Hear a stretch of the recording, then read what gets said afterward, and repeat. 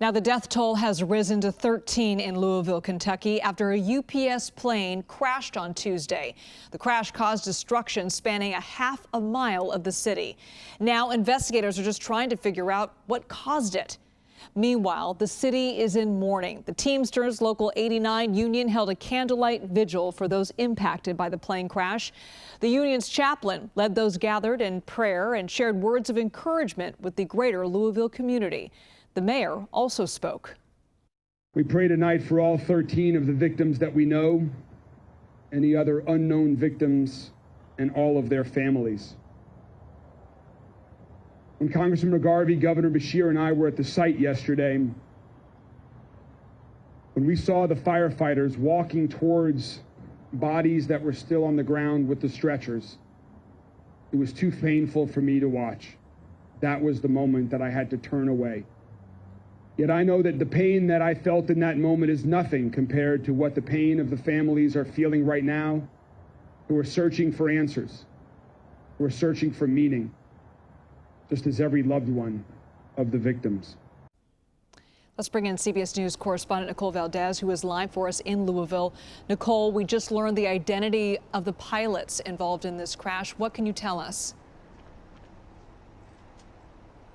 Yeah, Elizabeth, UPS releasing the names of the 3 men on board the flight when it crashed: Captain Richard Wartenberg, First Officer Lee Truitt, and International Release Officer Captain Dana Diamond. You see their faces here, and part of the mayor's emotional message there was in part towards the families of these 3 men, again, a part of this deadly crash. We know there are only 3 of the now 13 confirmed dead, but of course the company remembering them as they look ahead to trying to answer the question, what went wrong during takeoff? We heard from the NTSB earlier today. They told us that their investigation continues, but they are hopeful they will have some answers soon now that they have been able to take data from those critical black boxes on board, Liz.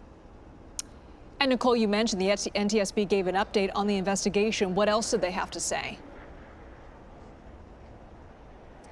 Well, they've already started pulling data from those. In fact, they were actually releasing photos earlier as they work to extract that data. Not only will they be looking at what the black box says, the flight data recorder, they'll also be listening to the audio transcript from that takeoff. They're going to be looking at the time it spent at the Louisville airport here, but they also want to sort of dig deeper on the time prior to this attempted flight.